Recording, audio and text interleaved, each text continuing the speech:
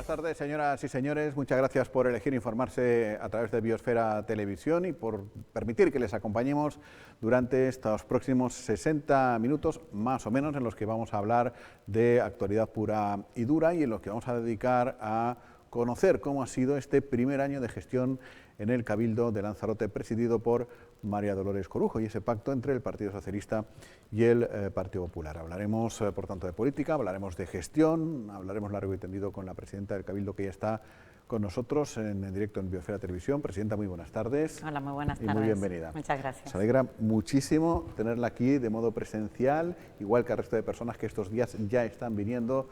Ostras, porque hemos pasado tanto y ahora hablaremos, y supone tantísimo tener a las personas aquí que nos alegra mucho. Con Paola Delgado, compañera periodista de redacción. ¿Qué tal, Paola? Muy buenas. Buenas tardes, Jaime, muy bien. También me alegro, pero es que a ti ya... ya es algo habitual, ¿no? Ya nos hemos visto mucho. Manu Ribeiro, director de Diario de Lanzarote.com, Diario de Fuerteventura.com y eldiariodecanarias.com. ¿Qué tal, Manu? Muy buenas, ¿qué tal? El grupo El Diario, le podemos llamar o algo así. Porque llámale grupo, que parece más... Que si no me pego un rato aquí. Parece más ancho. A mí me parece más. Y Domingo Rivero, periodista. Domingo, ¿qué tal? Muy buenas. Muy buenas. Buenas tardes, muy bienvenido. Bueno, antes que nada, actualidad pura y dura, vamos a situarnos, enseguida hablamos ya con la presidenta, pero hoy ha llegado una embarcación, esta mañana, las denominadas tipo patera, con 19 personas a bordo, 2 de ellas han sido derivadas al Hospital General, una por dar síntomas compatibles con la COVID, 38,5 de fiebre, y otra persona por malestar general. En todo caso, a todos ellos se les hace la prueba, la PCR, la más fiable, en el aula de la naturaleza en Magues a lo largo de la jornada de hoy.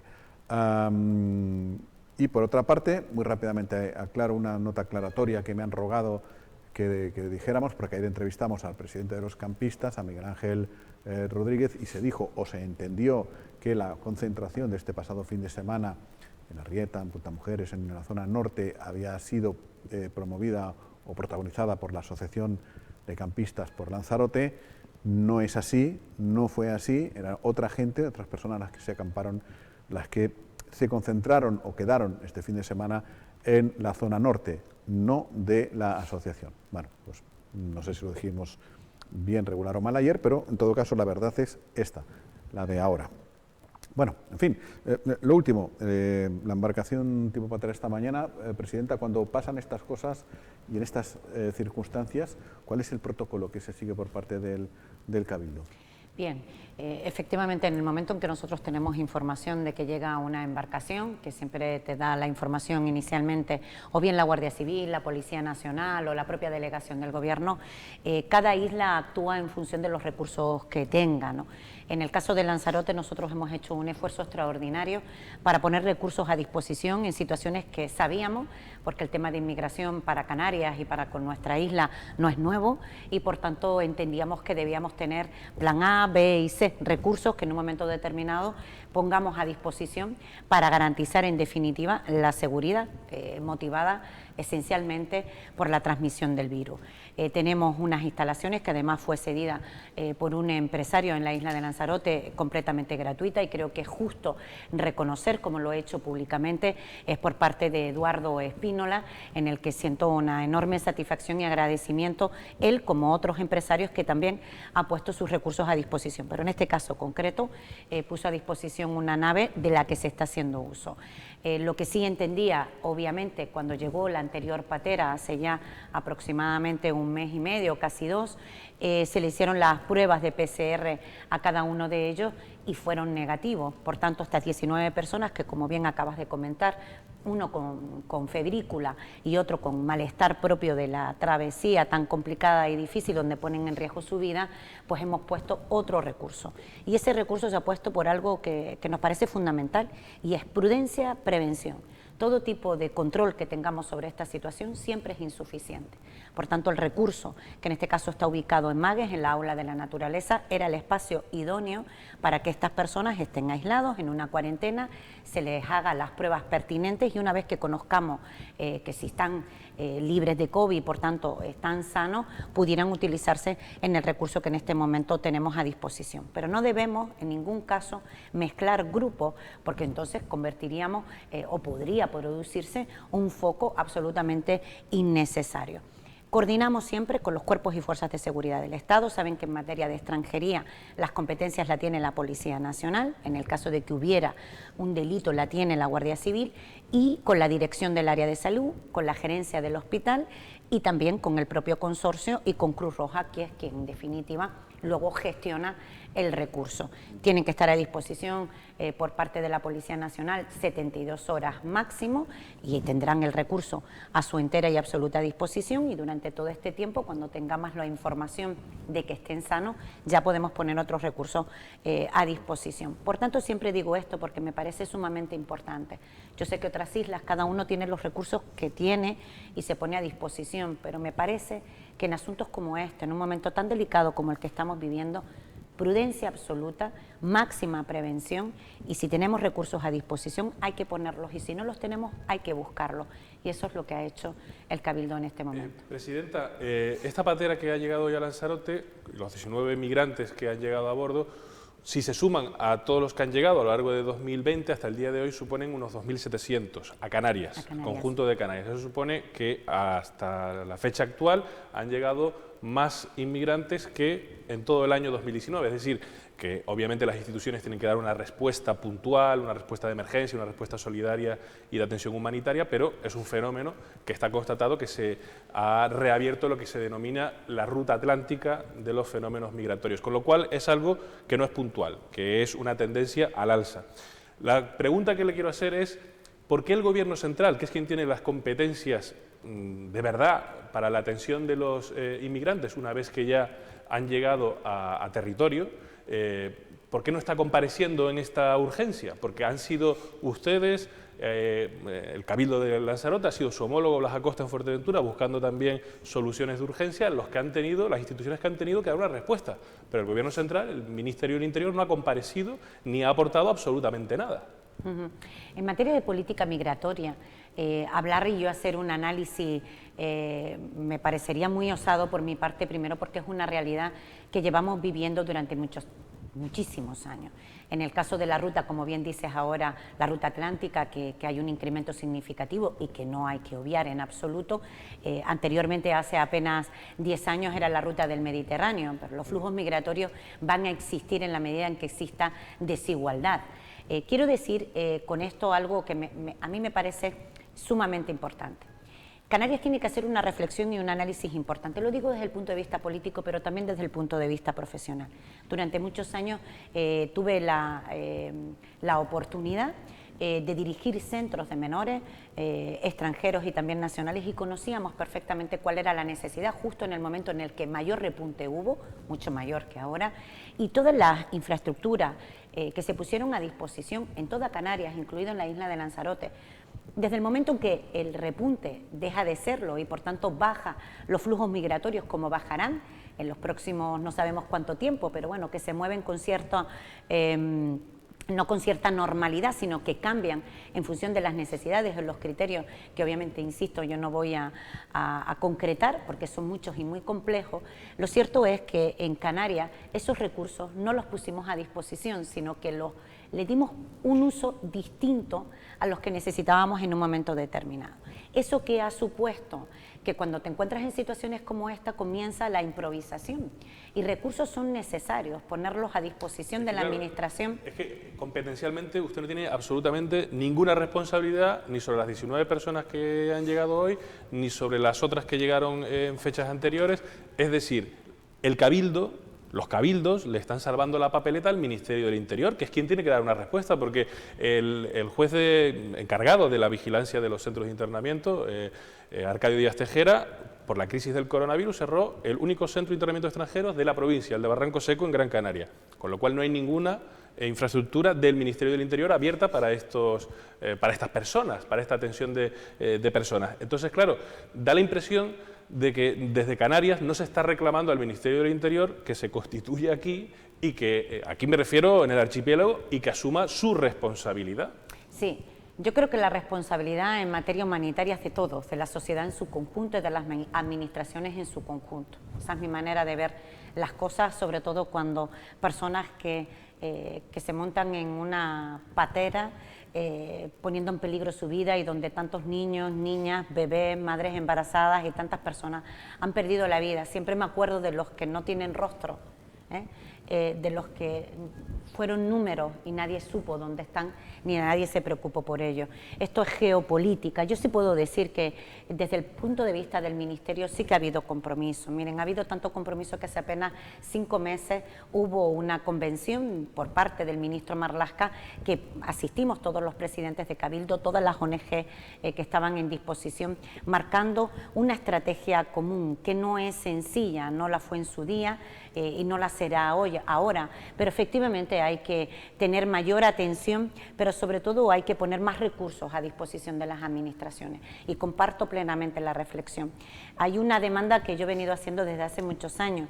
En situaciones como esta creo que el acuartelamiento militar es un espacio idóneo que pudiera en un momento determinado hacer una atención inmediata, porque luego saben que todo este proceso es complejo desde el punto de vista administrativo, pero que se inicia la repatriación a todas las personas que están y que han entrado en situación irregular. En el caso de los menores es completamente distinta.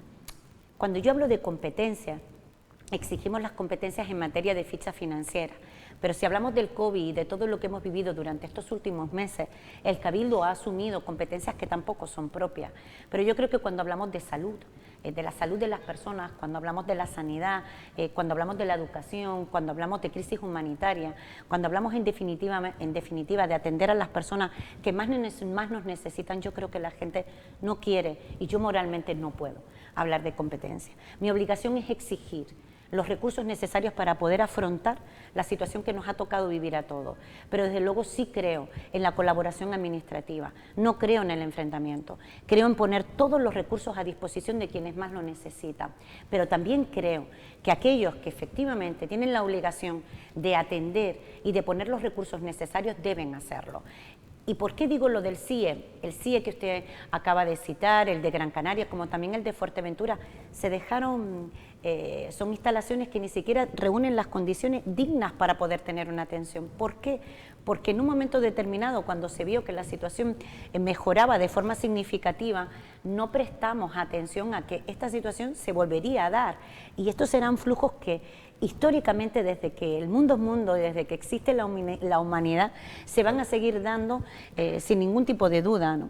Hablaba usted de los cuarteles y también, enlazando con el tema de la inmigración, el Ayuntamiento de Yaiza se ha reunido con usted para decirle que no quieren las 2 casas que tienen ahora mismo de acogida que sigan siendo para atender a los menores inmigrantes. ¿Ustedes qué es lo que van a hacer? Ellos apuestan por los cuarteles, pero tampoco es competencia del Cabildo. No, el alcalde de Yaiza, y hablo de él, es un alcalde absolutamente comprometido, además generoso y solidario, como en un momento determinado se utilizaron recursos que ante esta situación no todos reunían las condiciones que nos gustaría a todos tener, y yo creo que eso hay que abordarlo hoy y hay que abordarlo a corto, a medio y a largo plazo, y que esos tipos de recursos que podamos poner a disposición se mantengan en el tiempo.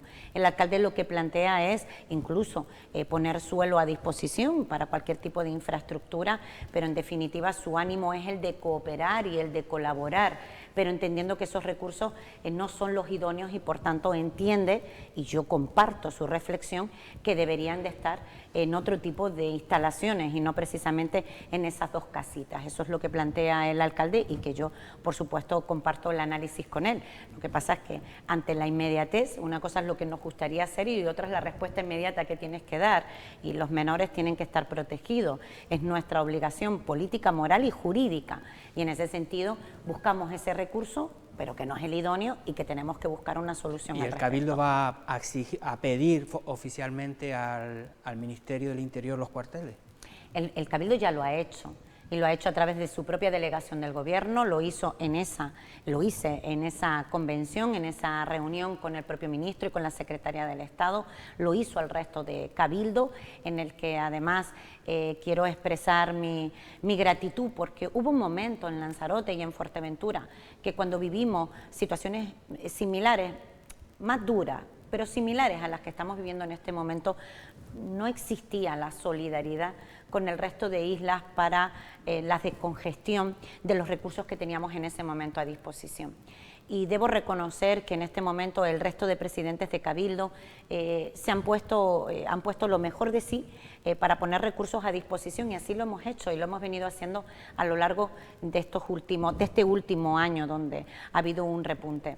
Pero, Presidenta, estoy completamente de acuerdo con usted en el sentido de que la salud es lo primero y que ahí no se debe mirar de quién son las competencias, pero hay una realidad, como decía Manu, y es la cantidad de inmigrantes que están llegando y que probablemente continuarán llegando a la isla dada la complicada situación, ¿no?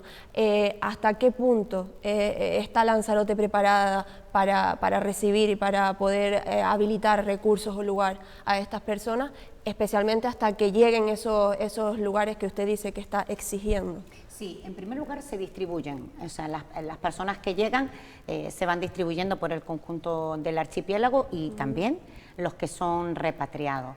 Llegan muchos menos por patera que los que llegan por avión, también es importante aclararlo.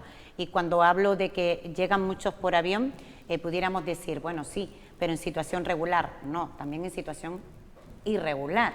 Hay también muchas personas que vienen por aeropuerto y que provienen de países extracomunitarios, para que las personas que nos estén escuchando puedan entendernos. Los que vienen de países extracomunitarios también están en situación irregular. Quizás tienen un color de piel distinto. Aquel que sufre tanta pobreza, aquel que pone en riesgo su vida, por supuesto que Lanzarote no puede encontrarse en una situación en la que sus recursos no pueda soportar y por tanto tener los recursos necesarios para atender. Esa situación no existe, no tenemos esa situación en la actualidad, pero sí quiero mandar un mensaje de absoluta tranquilidad. Miren, ahora lo importante es garantizar la salud de las personas. Y mi obligación y la obligación de mi gobierno es que no se produzca ninguna situación de foco que ponga en riesgo la salud de las personas que vivimos en la isla. Por tanto, mando el mensaje de absoluta tranquilidad, porque tenemos todos los recursos absolutos a disposición, porque hay una enorme coordinación entre todos los cuerpos y fuerzas de seguridad, también con el propio hospital, también con el cuerpo del Consorcio de Seguridad y Emergencia, y también con los recursos que pone el Cabildo, y también con la gestión de ONGs como Cruz Roja. Porque me da mucho miedo en los momentos en que estamos viviendo, me da muchísimo temor, entre el miedo a la crisis sanitaria, entre el temor a la situación económica compleja que nos vamos a enfrentar. Este tipo de situaciones pueden generar conductas xenófobas, que pongan en riesgo la convivencia, y la humanidad está por encima de todo, el ser persona por encima de todo. Nadie tiene, nosotros somos afortunados, los que estamos en esta mesa y los que nos están escuchando, somos afortunados porque no elegimos dónde vivir. Hay otros que no tuvieron esa oportunidad y que huyen de la miseria, y lo que tenemos que tener es un plan de cooperación europea como existió en su momento, planes de cooperación ciertos de desarrollo en los países de origen, como lo ha hecho el Gobierno de España, pero que necesita un apoyo decidido por parte de Europa. No podemos mirar hacia otro lado en un mundo completamente globalizado, donde la desigualdad, la pobreza y las guerras son nuestro día a día. Por tanto, en este asunto que yo entiendo que es complejo, que es difícil muchas veces de entender porque el miedo nos puede, quiero pensar siempre en la calidad del ser humano. Nosotros somos humanos, somos políticos, somos informadores y tenemos la obligación moral de no ver morir a nadie, de no mirar hacia otro lado, de buscar los recursos entre las administraciones para que nos ayuden, para que nos apoyen, especialmente Lanzarote, Fuerteventura y Gran Canaria, nuestra provincia, que es quien más está recibiendo esta situación, que no es nueva, que no ha sido nueva, que fue infinitamente peor en el 2006 y que hay que evitar que se repita. Esa es una realidad que estamos viviendo, y como apuntaba Manu, que puede que vaya increciendo, ¿no? Y en todo caso alegra saber que todo está, digamos, más o menos preparado, más o menos previsto, ¿no? Pero es otro más de los frentes que tiene abierto su gobierno. Usted preside una isla que acaba de salir, como otros muchos lugares de España y del mundo, de un periodo brutal, ¿no?, como nunca antes se había vivido, de la pandemia, todavía con muchísima resaca, todavía con muchísimo miedo, con muchísimo temor ante lo desconocido y sufriendo todavía muchos lugares la COVID-19, en una situación económica delicadísima. En turismo ya no es turismo cero, pero no sé si es peor este turismo un poquito que el turismo cero, porque las empresas no saben a qué atenerse, abrir, no abrir, qué hacer, qué no hacer, muchísima gente en el paro, muchísima gente en los ERTES, una situación complicadísima. ¿Está su gobierno preparado y contamos con auxilio de otros gobiernos de Canarias, central, para afrontar esta situación realmente compleja? No sé usted cómo la definiría, qué palabra utilizaría, pero a mí me parece muy, muy preocupante. Yo le decía el otro día a mi familia, digo, bueno, pues me ha tocado siempre gobernar crisis, ¿no? Me tocó gobernar la crisis del 2008 siendo alcaldesa y fuimos capaces de hacerle frente a ella. Ahora nos ha tocado asumir una crisis mundial a través de una pandemia que ha parado la actividad económica de un planeta, Por tanto, las soluciones no son individuales, las soluciones son colectivas. Tenemos la fortuna de tener un gobierno de España que lo primero que ha hecho es establecer mecanismos de ERTE. ERTEs que permiten garantizar la protección de todos nuestros trabajadores y trabajadoras. Son miles y millones, cientos de millones de euros los que supone garantizar el ERTE en nuestro país y de forma muy particular en nuestra isla. Si no tuviésemos ese nivel de protección, díganme en qué situación estábamos en este momento. En una destrucción masiva de en torno al 50% de la población activa en la isla de Lanzarote. Primero porque vivimos casi en exclusividad del sector turístico. Sector turístico que por mucho que hagas una promoción en este momento, aquellos países que ridiculizaron o que no atendieron a la Organización Mundial de la Salud y así como a la comunidad científica internacional, hoy están en una situación infinitamente peor que la que ha vivido España. Y hablo de países como Reino Unido. En Alemania ha habido otro rebrote que son nuestros principales clientes, para así entendernos. Francia, la situación está mucho mejor, pero con eso, ¿qué quiero decir? ¿Estamos preparados? Sí estamos preparados. Estamos preparados porque es nuestra obligación, porque hay 150.000 personas que dependen de nuestro gobierno y que depende del gobierno del Cabildo y que depende de sus 7 ayuntamientos.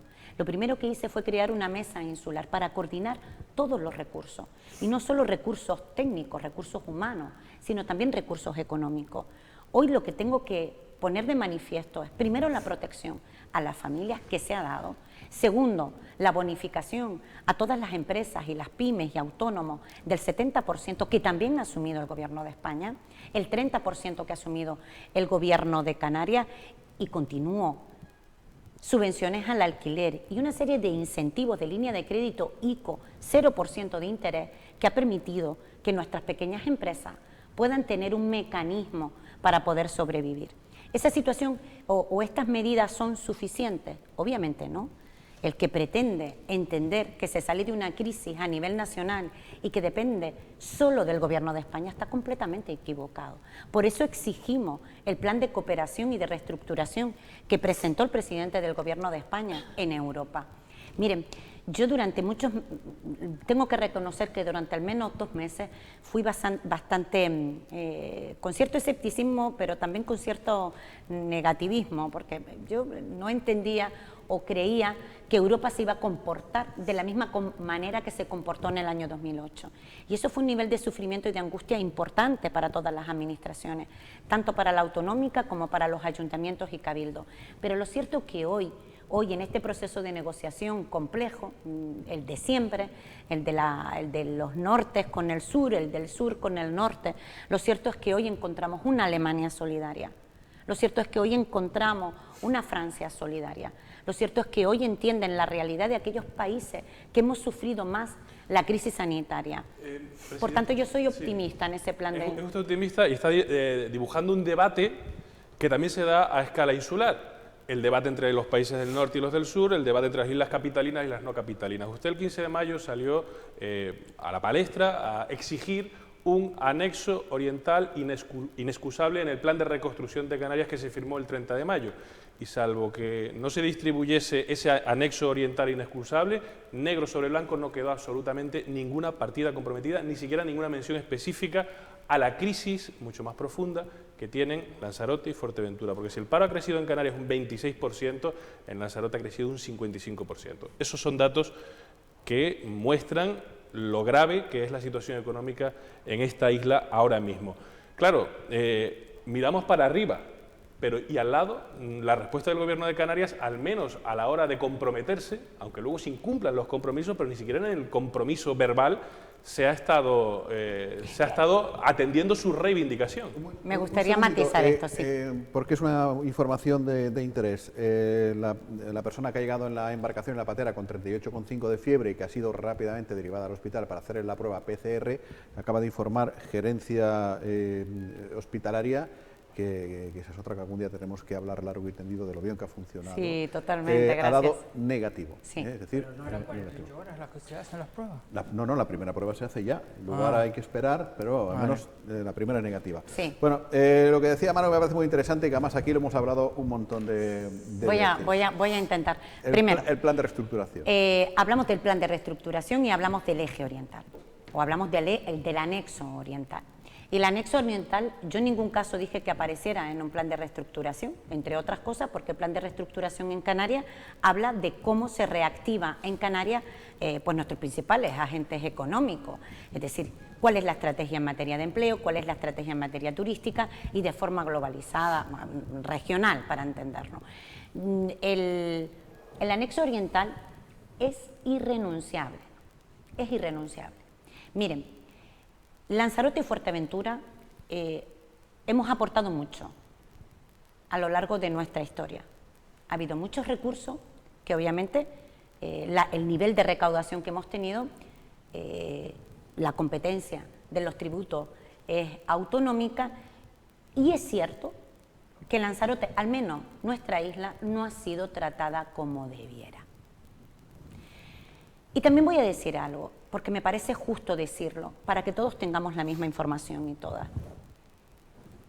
En Canarias, cuando vienes a negociar cualquier plan de cooperación para nuestra isla, lo primero que te dicen en las estructuras internas de las distintas consejerías es, bueno, píntalo en el presupuesto, porque en definitiva no van a ser capaces de ejecutarlo. O sea, se chotean de nosotros. Que durante 4 años, en materia de carreteras, en la isla de Lanzarote hayamos percibido 3.000 euros, que en la tasa de combustible, desde el año 2003 hasta la actualidad, hayan 5 millones de euros de remanente, que son finalistas, y que el Cabildo no haya tenido capacidad de ejecutar, es inadmisible. Que durante 26 años en la isla de Lanzarote no se haya hecho ni una sola promoción de vivienda pública, cuando es la isla más afectada, más que Fuerteventura, en una situación de crisis de emergencia habitacional, es directamente denunciable. Sí, para a usted le fiarán. Ante esta situación, lo primero que dije, y lo digo con absoluta claridad, a mí me pueden pintar el anexo oriental, a mí me pueden decir lo que quieran en un documento, yo lo que quiero son hechos. Y lo que tengo que demostrar es que mi gobierno es capaz de ejecutar aquello que se presupuesta. El otro día vino el consejero de Obras Públicas y de Vivienda del Gobierno de Canarias. Por primera vez en Lanzarote se van a hacer 400 viviendas públicas, pero además con un compromiso de 700 viviendas más, donde tenemos que tener la dotación de suelo. ¿Qué quiero decir con esto? Se acaba de adjudicar en la mesa de contratación la inversión del eje norte, de Órsola, de Guatiza a Órsola, también el anexo de conexión en Playa Honda, que nos permite, estamos hablando de 34 millones de euros. Estoy hablando de la zona del cable, que saben sí, que es muy demandada. demandada. Por ejemplo, hablaba usted de que en el Gobierno de Canarias dicen, bueno, vamos a poner lo que sea en el presupuesto, total, no lo van a ejecutar. Usted hace un año, ahora mismo hace un año que es presidenta del Cabildo, habrá detectado por qué eso sucede. Es decir, en su propio Cabildo habrá visto qué es lo que falla para que esas inversiones, por ejemplo en carreteras, no se hayan presentado proyectos durante 4 años y la inversión haya sido nula, que no se haya ejecutado inversiones relevantes en materia de vivienda pública, por ejemplo. Eso tiene unos culpables no solamente políticos, sino en la estructura del Cabildo. ¿Qué es lo que tiene usted que cambiar en el Cabildo para que eso deje de ser así? Dos cuestiones completamente distintas y ahora hablamos en los problemas, si los hay, yo del creo que, Cabildo. Presidenta, yo creo que, digamos que el diagnóstico y los problemas yo creo que son casi de dominio público. Sí. Y creo que lo más conveniente es si usted puede visualizarnos las soluciones y en qué plazo. La solución es voluntad política. La solución es exigir un plan de vivienda pública que no se había hecho en la isla de Lanzarote. Ni siquiera estaba contemplado, ni siquiera se había aprobado un plan de vivienda. Ni siquiera Lanzarote estaba dentro de los objetivos del Gobierno de Canarias. Los 200 viviendas que estaban en maneje, que si había un problema de titularidad. Desgraciadamente puedo decirles que la falta de unidad, la falta de consenso, la falta de previsión y la falta de planificación ha hecho que Lanzarote tenga un retroceso significativo. Miren, lo primero que hice fue hablar con el ministro de Fomento para incluir a Lanzarote en el convenio Canarias-Estado. Es que tampoco estaba. Es que ni siquiera teníamos, ¿Tiene usted cuando no hay proyecto... del plan de vivienda estatal, tiene usted 1,5 millones en el presupuesto? Nosotros tenemos, en este Pero momento... la cuestión es si se va a ejecutar, porque hablan, por ejemplo, por ir a las viviendas y por concretar y sin ampliar el foco. Las viviendas, esas 400 prometidas por el Gobierno de Canarias, ¿no? De entrada, ¿cuándo van a estar listas? ¿Cuándo se van a empezar a construir, por lo menos? Bien, importante es esto. Fíjense cómo somos los conejeros y las conejeras, que cuando hay algo positivo lo primero que se dice es ¿cuándo se va a hacer? Lo importante es ya tener la partida presupuestaria y elaborar el proyecto. Yo entiendo su escepticismo, créeme que lo entiendo porque he tenido el mismo y he sentido lo mismo. Lanzarote ha sufrido tanto que cuando hay una buena noticia ni siquiera somos capaces de alegrarnos de ella, sino lo que me estás diciendo es que ¿cuándo? Primero tengo que empezar por el principio. Yo no puedo empezar una casa por el tejado, tendré que buscar primero partirme la cara y que me entienda la gente para buscar la financiación. Primero buscar los suelos para que ese proyecto que tiene financiación sea una realidad. Tercero, comprometerme en que eso está en ficha, no solo del Gobierno de Canarias, sino del Gobierno de España. Tercero, comprometerme y hacer seguimiento, importante esto, seguimiento de que eso se lleve a licitación, como hice en materia de carretera, en materia de vivienda en los proyectos. Esa es nuestra obligación para que las cosas salgan. Pero yo no puedo decirle cuándo se hace porque mi obligación es primero conseguirlo y después hacer seguimiento para que eso se ejecute lo antes posible. Hablaba usted del impuesto de la gasolina, de las tasas de carburante. En teoría se suspendió en octubre, pero no la siguen cobrando, ¿no? Porque el Cabildo no ha anulado esa tasa. No, el Cabildo no ha anulado esa tasa, primero porque es un tema puramente técnico, hasta que tú no tengas la previsión del presupuesto y es un trabajo que se tiene que publicar, es una ordenanza fiscal que lleva una tramitación y como bien saben, durante 4 meses, miren, llevo 12 meses, que cumplí ayer o antes de... No, lo decía porque Coalición Canaria dice que nos están tomando el pelo. Bien. Bueno, yo de Coalición Canaria, 10 años de gobierno, que me digan lo que han hecho con lo que han recaudado en materia de carreteras, que tengo 5 millones de remanentes que no hicieron absolutamente nada y 3.000 euros que se gastó el Gobierno de Canarias en materia de carreteras en esta isla. Me dirá que en materia de carreteras, desde luego en ese apartado, poco deben decir, en mi opinión. Mira, la tasa de combustible y todo lo que se ha venido debatiendo sobre este momento y que comunicó el vicepresidente, primero tenemos que tener el presupuesto aprobado. No se elimina la tasa de hoy para mañana, no se puede, porque requiere una publicación, porque Lanzarote era el único cabildo que no tenía su presupuesto aprobado, el único cabildo que no tenía su presupuesto aprobado. Y la gente me dirá, ¿y por qué, Presidenta? Pues mire, porque tuve que aprobar el del año 2019. En 10 meses tuve que aprobar el del 19. Presenté el proyecto en la comisión informativa que se convocó de Hacienda para nuestro presupuesto del 2020. Y 2 semanas después se declara el estado de alarma por la crisis sanitaria. Luego tuve que hacer otro presupuesto, el del 2020, que es el presupuesto que hemos denominado de emergencia social, que es el que se ha aprobado recientemente el pasado jueves. La semana que viene tiene que empezar el del 21 ya. Y tengo que trabajar, es transitorio, claro, porque son 5 meses, pero mire, ni siquiera estaban aprobados los presupuestos de INALSA, tampoco los del consorcio, tampoco los de los centros turísticos, no había cuenta general, nos estaban sancionando 2,5 millones de euros que se estaba pagando a Canarias, a la audiencia de cuentas, por no haber enviado los convenios con carácter económico. Y quiero aprovechar este momento para decir, yo vine a resolver los problemas, vine a organizar la administración, y esa reflexión respondo a lo que planteaba el director de Diario, que me parece sumamente interesante. Nosotros hemos heredado un cabildo sin rumbo, Un cabildo sin rumbo es un cabildo sin dirección, sin planificación y sin prevención, y sin previsión de nada. Se decían muchas cosas, todas las que ustedes se puedan imaginar, ¿recuerdan? Carril bici, hablaban también de un centro específico para músicos en un sitio determinado, hablaban de una piscina, hablaban yo no sé de cuántos proyectos, un espacio para protección animal, miles de proyectos que escuchábamos constantemente. Y que de verdad que yo entré con la ilusión de que algo tenía que haber, algo debía existir, algún proyecto tendrían que tener. No hay nada.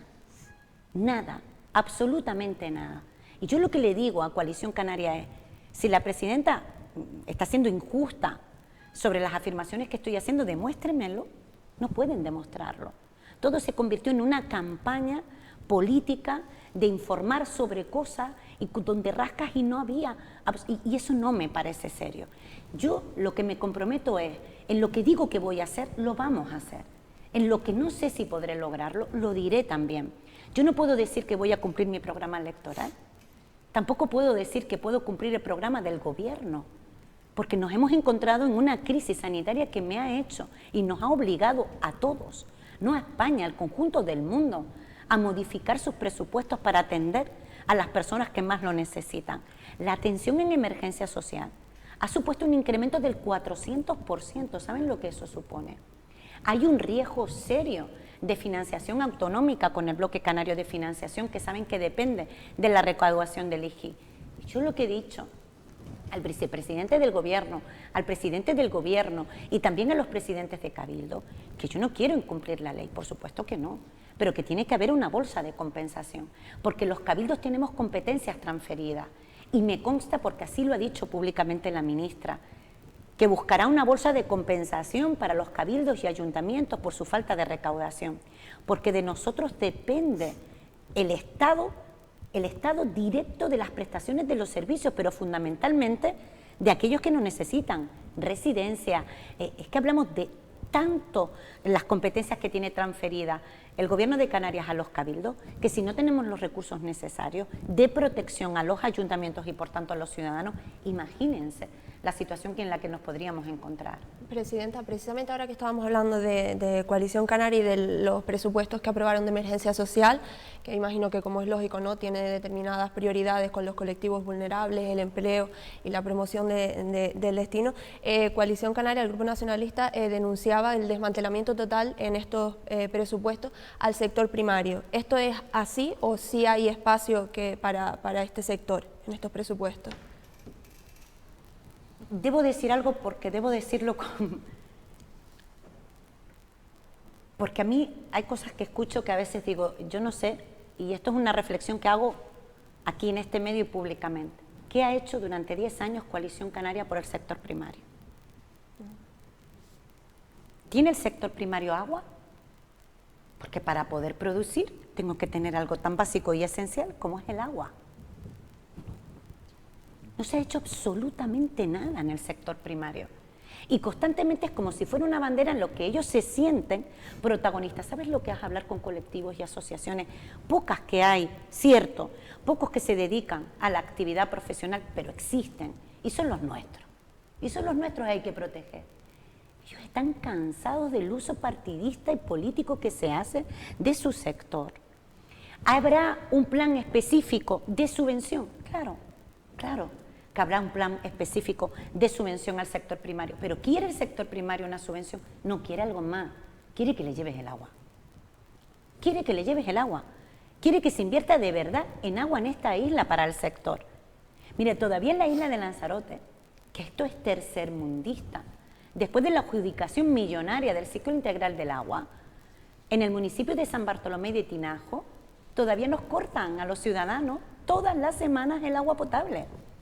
Eso es de recibo, pero ¿verdad año, que no? ¿En este año no se ha podido solucionar? Es decir, se han sentado al menos algunas bases, porque como decía Manu, los diagnósticos ya los conocemos, pero las soluciones también tienen que llegar. ¿Qué se ha podido hacer en este año para Bueno, para pues en este año lo que hemos hecho es negociar con la Dirección General de Agua, porque hay un eje norte que llamamos que es una obra fundamental para que llegue el agua a la zona de Teguise y de Aría, especialmente en todo ese núcleo que es donde mayor producción existe, que estamos hablando de una obra de en torno a unos 6 millones y pico de euros. Perdón, pero Coalición Canaria dirá, ¿es un proyecto suyo? No, que no existe proyecto, es que aquí no hay nada. Es que eso no es que lo digan ellos, es que la tubería tiene que ir por ahí, no puede ir por otro lado.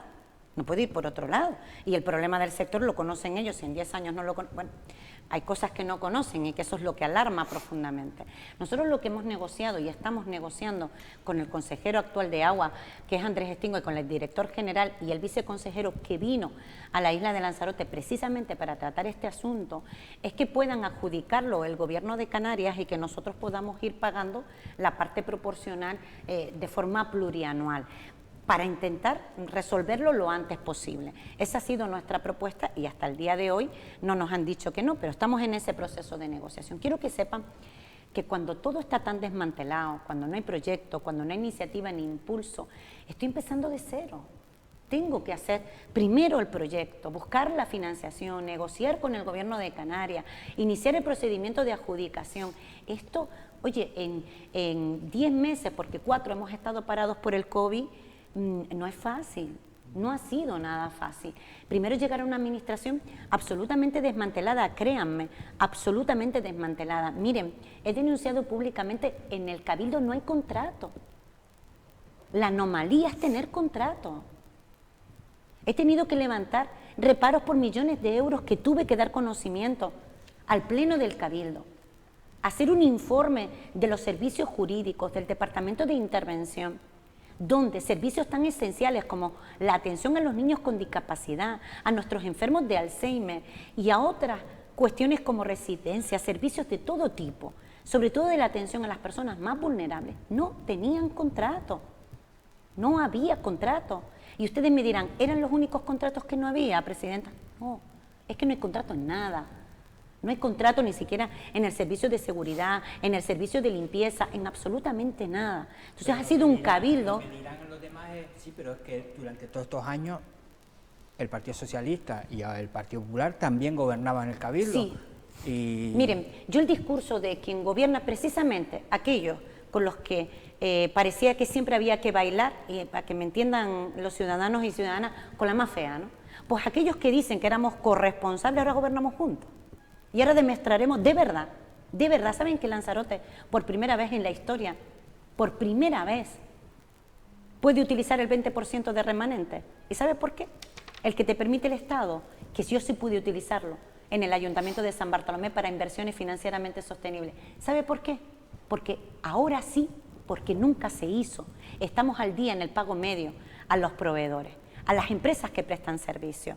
Miren, durante estos últimos 10 años, no creo que llegáramos nosotros ni a 3 años gobernando juntos, pero vamos a ponerle 3 años, con competencias distintas. Todo el mundo que cogobernó con Coalición Canaria sabía cuáles eran las formas de gobernar, cuáles eran sus formas de gobernar y cuáles eran sus prioridades y cuáles dejaron de serlas. Yo hablo de mi gobierno y la responsabilidad está en el momento en que tomo posesión como presidenta del Cabildo una vez ganadas las elecciones. Y es a partir de ese momento, cuando tenemos este gobierno que demostrar que otra forma de hacer políticas completamente distinta. Primero, sin perseguir a nadie. Segundo, respetando la opinión del otro. Aprendiendo y escuchando. Lo primero que hice fue crear una mesa insular, donde forman parte todos los ayuntamientos con el Cabildo, presidida por la presidenta. Porque yo fui alcaldesa y fui muy consciente de la situación que se vive en soledad con una deslealtad institucional que es absolutamente inaceptable. Se acabó la crispación, se acabaron las denuncias. En este momento hay paz política, hay paz con los agentes sociales y con los agentes económicos. ¿Y eso por qué? Porque hay que dedicar tiempo, porque hay que entender al otro y porque hay que intentar buscar soluciones comunes, porque los problemas de un municipio son iguales a los de otro, casi siempre, y cada uno tiene su particularidad, pero ser generoso y poner el Cabildo a disposición de los ayuntamientos, porque son los ayuntamientos los que tienen su población. Y no me importa que un ciudadano viva en un sitio o en otro, porque tiene que tener las mismas prestaciones de servicio. No miro el color político del alcalde o de la alcaldesa, miro la obligación que tiene el Cabildo de cooperar. Presidenta, esta crisis que estamos atravesando, si algo ha demostrado es la debilidad estructural de Lanzarote desde el punto de vista económico, también social, pero específicamente económico por la falta de diversificación, por haber puesto históricamente los huevos en la misma cesta, como se puede decir coloquialmente. Se ha aprobado el presupuesto. Antes de aprobar el presupuesto, se ha aprobado la declaración de emergencia social de la isla, que es para que ustedes puedan agilizar los trámites en las prestaciones sociales, pero tiene un significado más amplio, porque ahora mismo, por esta crisis que estamos hablando, hay 36.000 personas en Lanzarote que están en paro o están con su puesto de empleo congelado, en ERTE. Es una bolsa muy importante de personas con unas expectativas que están basadas en la incertidumbre. Decía usted que ahora el Cabildo, que tiene un remanente a 30 de abril de este año de 128 millones de euros, puede utilizar el 20%, que son unos 25 millones, para inversiones financieramente sostenibles. ¿No es así? No, sí, ahora lo aclaro, sí. Bueno, eran 128 millones a 30 de abril. Sí. Han aprobado ustedes un presupuesto con un capítulo de inversiones que no llega a 40 millones de 135 aproximadamente, es decir, que no llega a 30 euros de cada 100 que el Cabildo va a destinar a inversión.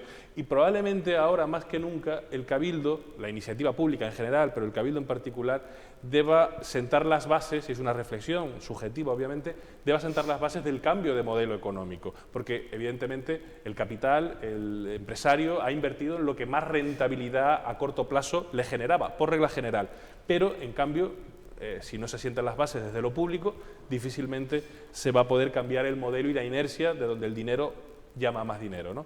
Entonces, la pregunta es, Presidenta, ¿por qué el Cabildo, ante esta tesitura de crisis sistémica de la isla, no hace una apuesta realmente ambiciosa por invertir en aquello que genere un cambio de modelo económico? Sí.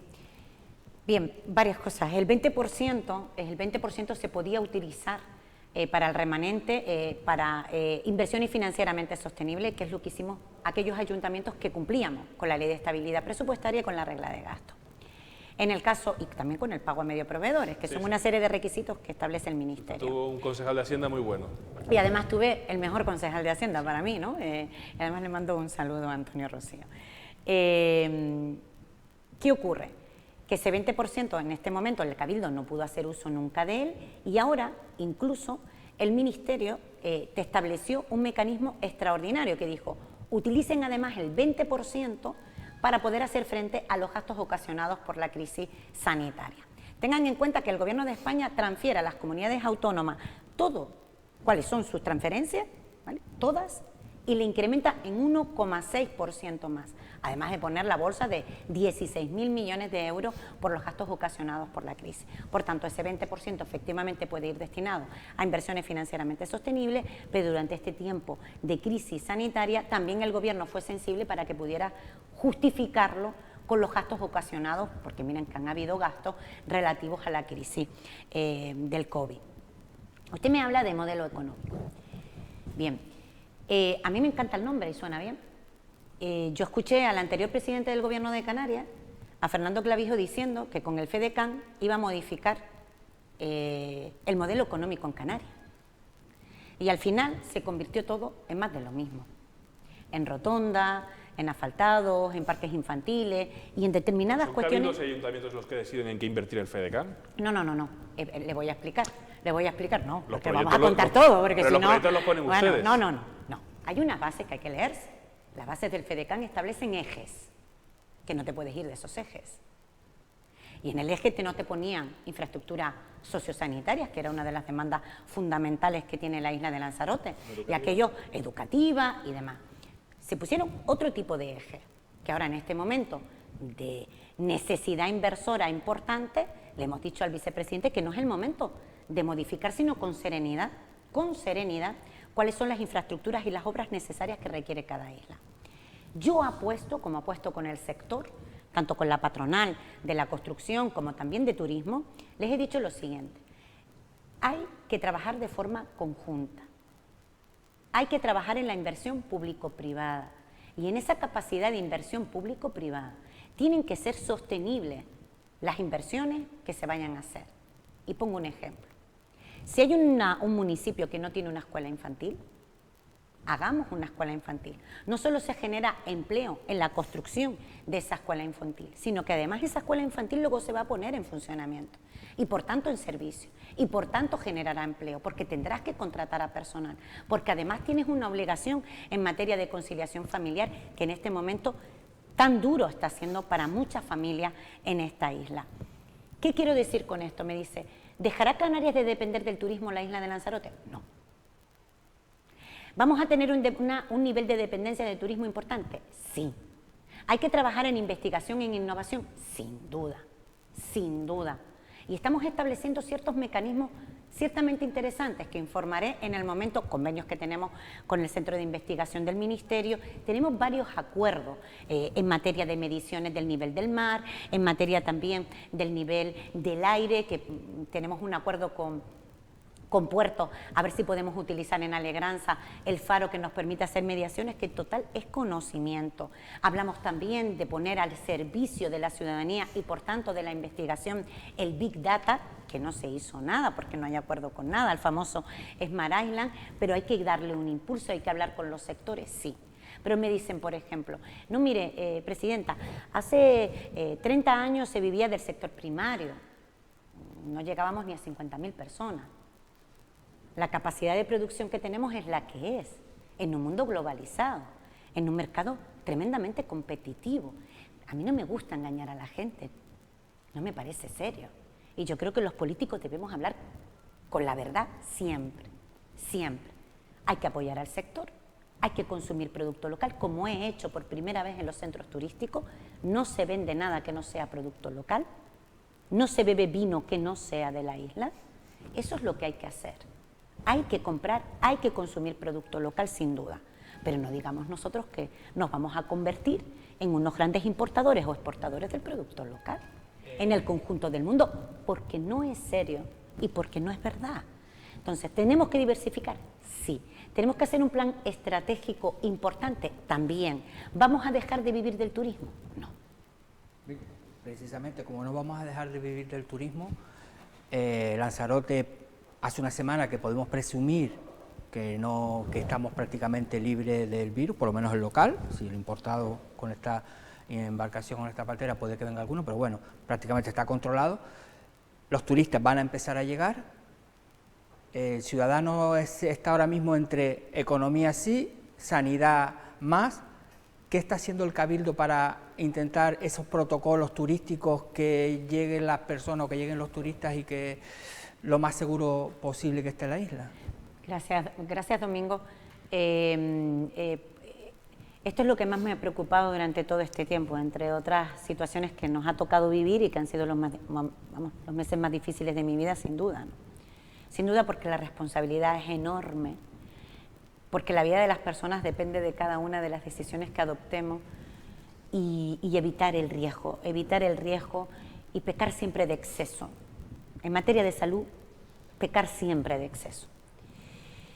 Mire, siempre tuve muy claro que no se podía hablar de reactivación económica ni de reconstrucción sin no haber superado ni doblegado la curva. Eso era absurdo, porque lo primero es la salud de las personas. Por encima de eso no hay nada. Y aquellos gobiernos que quisieron hacer cosas distintas, desgraciadamente tuvieron que recular y adoptar las decisiones terribles y drásticas, porque pónganse, si nosotros en Lanzarote, con lo que hemos vivido, que ha sido prácticamente nada, pónganse en la piel, y siempre lo hago, del gobierno de España para tomar decisiones tan duras como es confinar a la gente, como es parar la actividad económica de todo un país, sabiendo y siendo consciente que eso iba a implicar, sin duda, un disparate en nuestro déficit del Producto Interior Bruto. Iba a ser así, y tuvimos que hacerlo porque primero es la salud de nuestra gente, lo tengo clarísimo. Ahora estamos en otro momento, y en un momento de inseguridad y de miedos, que yo le entiendo a la gente, porque mucha gente te mira y te dice, pero Presidenta, ¿y por qué no esperamos un poquito más? ¿Y por qué tenemos que generar seguridad? Porque Canarias es una región segura, porque Canarias es de las regiones más seguras del conjunto de España. Pero es que nuestra provincia, si la mide, la mejor del conjunto de Europa.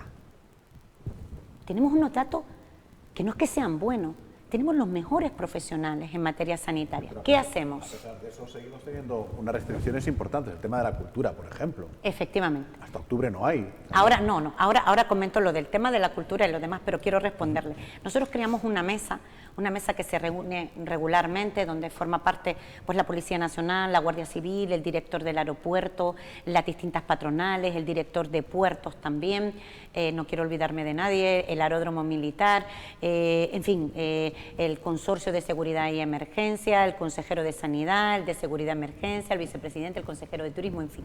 Hay una mesa también sanidad, donde establecemos los procedimientos y los protocolos, porque en un momento determinado sale bien a golpe de teléfono y resolver de forma inmediata porque tenemos los recursos muy a nuestro alcance y a disposición, pero hay que proyectarlo, hay que protocolizarlo para evitar situaciones innecesarias y sobre todo de ansiedad o de duplicidad de recursos o lo que fuera.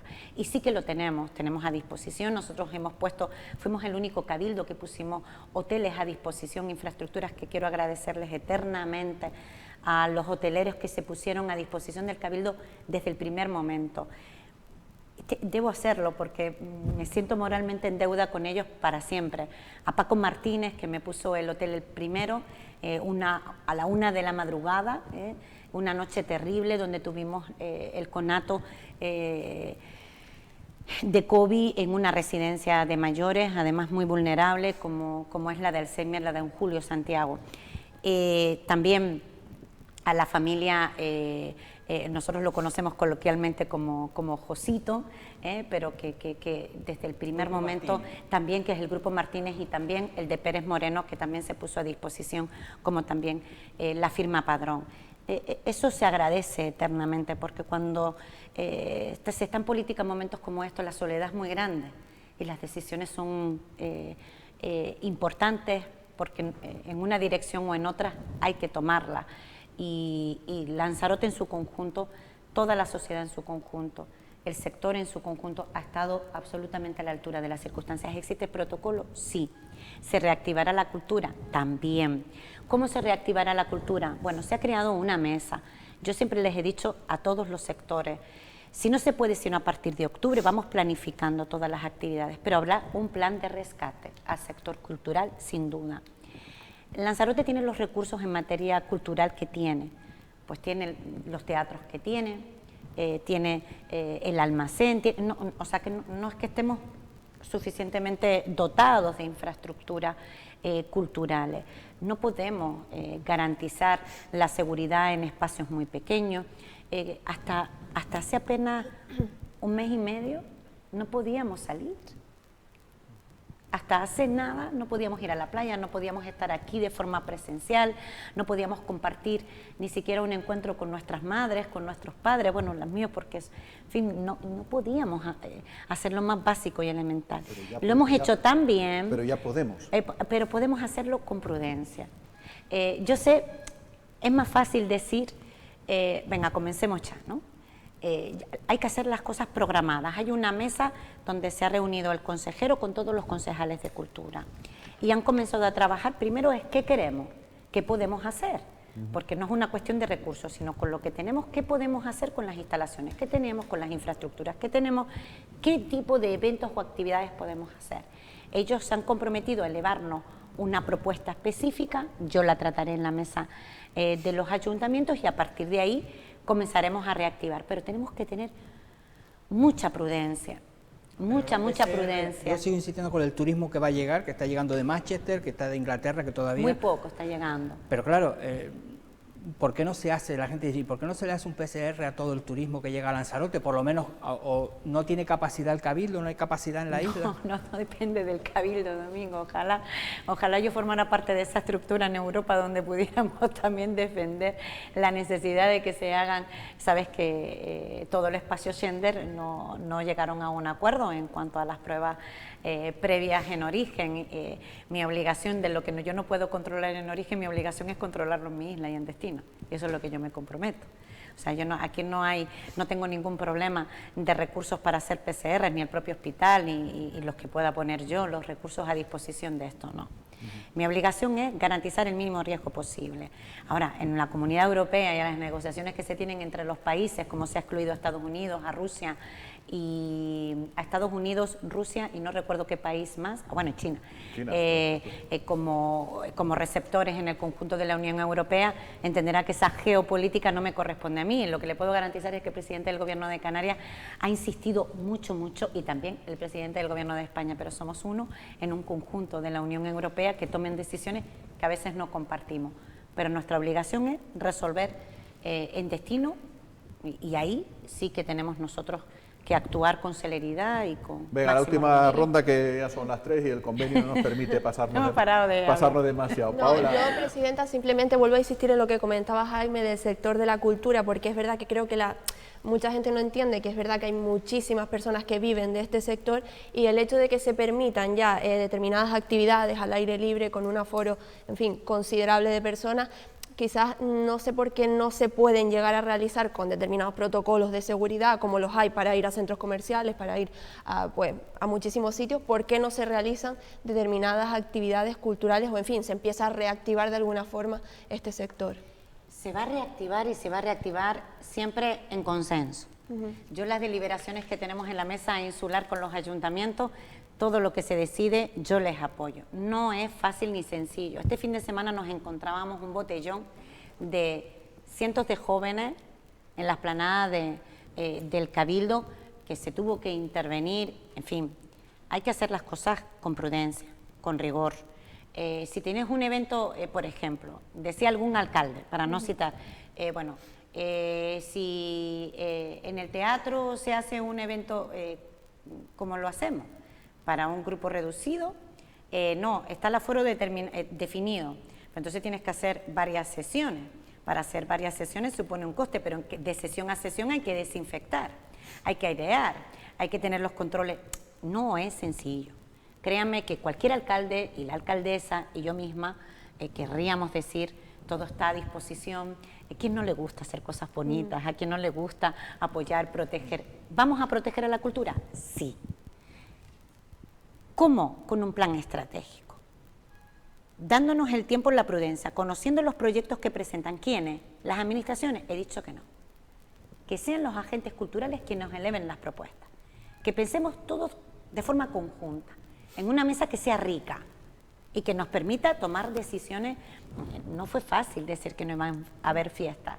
Hoy ya nadie lo imagina.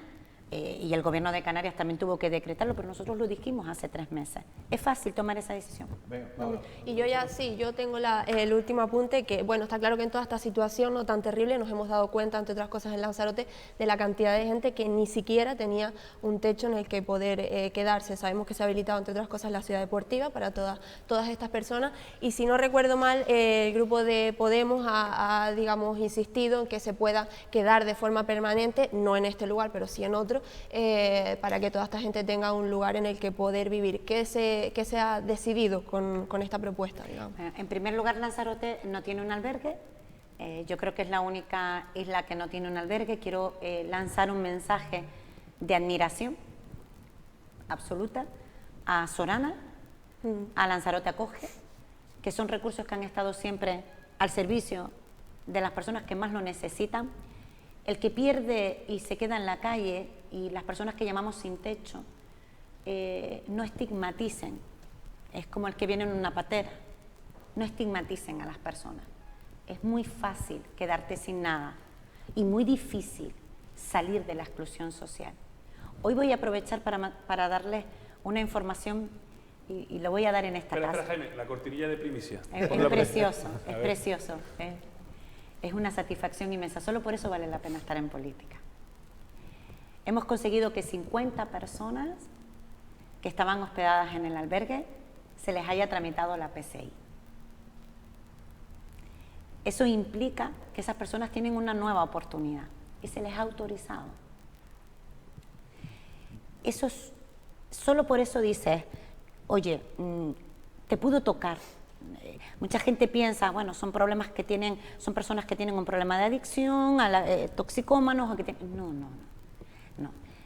Lanzarote no ha querido mirar nunca que existe pobreza, que existe exclusión social. Lo hemos visto en estos y hemos meses, tenido que poner rostro. La gente vive al día. Exacto. O sea, mucha gente vive al día. Podemos, cuando eleva su propuesta, por supuesto que Lanzarote tiene que tener un albergue. Yo lo que he querido es, y eso es lo que está haciendo magníficamente bien, que además mando un mensaje, lo voy a mandar para todos, pero ahora me van a permitir que especialmente para el consejero de Bienestar Social, que está coordinando con estas dos organizaciones los recursos necesarios para poder darles una solución en el tiempo en que nosotros podamos construir lo que no tenemos. Pueden decir, bueno, una nave, en materia de un albergue fijo, tienes que tener el uso de planeamiento que te permita, ¿no? Sobre todo cuando tratas con personas, pero hay que coordinarlo con aquellos que han llevado toda su vida de forma altruista, dedicándose a todas estas personas que son de verdad no vulnerables, sino las personas que de verdad más nos necesitan. Manu, la última, pero... Es casi una reflexión, sí. Cortita, ¿Gobierna usted con el PP? ¿Tiene de ariete para enfrentarse a la oposición a Podemos, que le hace también de portavoz del grupo de gobierno criticando al otro partido de la coalición? ¿Hay algún tipo, digamos, de nota que usted le pondría a esta situación idílica en la que vive desde el punto de vista político internamente en el plenario del Cabildo? Yo nunca había visto que un grupo de la oposición, como es Coalición Canaria, le diga a otro grupo lo que debe hacer, a su entender. Pero curiosamente, claro, es que el que fuera presidente del Cabildo tiende a no a cuestionar, sino a ilustrar lo que deben hacer otros. Y es curioso, porque en el último presupuesto, sabes que le gusta mucho rectificar y decir eso no es así, se hace de la otra manera. ¿No? Es curioso porque en las enmiendas presentadas por Coalición Canaria ni una podíamos tramitar ni aprobar, porque no saben hacerlas. Porque se cargaron el plan de cooperación y le dicen al gobierno que tiene que cogerse un crédito. Pero es que una enmienda no puede ser de ingresos nunca. Nunca. Y si durante 10 años no sabes cómo hacer una enmienda, lo que hizo el Grupo Podemos es negociar con el Cabildo tantas cosas. No solo negoció el albergue.